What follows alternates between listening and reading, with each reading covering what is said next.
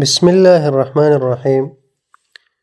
دوستانو په فیسبوک کې یو مهم سیټینګ تاسو ته ښیم، هغه دا چې کله تاسې ویډیو اپلوډ کئ، هغه یو ویډیو وي، هغه خپله فیسبوک اتومات په څو کلیپونو باندې ویشي، څو ریلز ځنې جوړوي مختلف. لکه تاسو ته زه ښیم، دلته راځو دې ریلز ته. په دې کې ما سره یو څه داسې ویډیوګانې شته دی چې هغه یو ویډیو ما اپلوډ کړې ده او هغې نه تقریبا 11 نورې ویډیوګانې جوړې شوي دي. صرف تاسې د پوهې دپاره زه تاسې ته ښیم. اوس ګورئ دغه ویډیو ده، تاسې ته دلته ښکاري دغه د لمانځه الفاظ او پښتو ژباړه ده. دغه اولنۍ ویډیو ده چې تاسې ته کومه ښکاري، زه درته وښیم ویډیو. دا چې ده دا اولنۍ ویډیو ده، خو که راشو بره وګورو تر اخرنی کلیپ یې چې دی تر دې ساحې پورې دی تقریبا 11 ویډیوګانې د دې نه جوړې شوي دي. نو د دې مشکل د حل لپاره چې څنګه تاسې کولی شئ یو ویډیو پوسټ کئ او هغه دې په کلیپونو باندې ونه ویشل شي، کیدای شي ډیری دوستانو ته به نه وي یاده.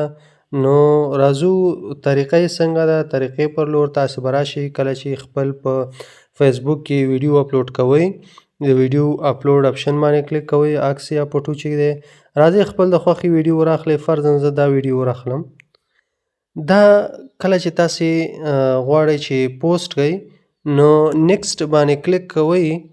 نیکسټ باندې مو چې کلیک کړ، ګورئ د دې نه مخکې تاسو یو طریقه بله زده کړئ. کله چې ویډیو اپلوډ کوئ، ویډیو سره چې دی په دغه say something about this ویډیو دلته چې دی لیکل مه کوئ. تاسې په دې ساحه کې خپل لیکل مه کوئ. لیکل به چیرته وکئ، تاسې به په نیکسټ باندې به کلیک وکئ. کله مو چې نیکسټ باندې کلیک وکړو او دا مو نیکسټ کړه، دلته ګورئ اډ ټایټل ته راځئ. اډ ټایټل کې چې دی خپل د خوښې کم ټایټل ورکوئ، هغه لیکئ او د دې ریلز باره کې چې دی خپل معلومات لیکئ. ډسکرایب یور ریل، خپل ریل تشریح کوئ. خو راځو هغه مهم پوینټ ته. مهم پوینټ زمونږ هغه چې کوم دی هغه په دې ساحه کې دی. دلته چې کله تاسې راشئ دغه ساحه وګورئ، کریټ پلیلیست فرام یور ریل، دې باندې چې تاسې کلیک وکئ او دلته راشئ، دې کې مونږ ته اپشن راکوي. ګوره کریټ پلیلیست فرام یور ریل اوور 3 منټس. ګوره کله چې مطلب د 3 منټه ویډیو وي، هغه تاسې ته ویشي په څو ریلونو باندې چې دا ویشي، تاسې به دا آف کئ. کله مو چې دا آف کړ، آف نه وروسته به تاسې راشئ دا به سیف کئ.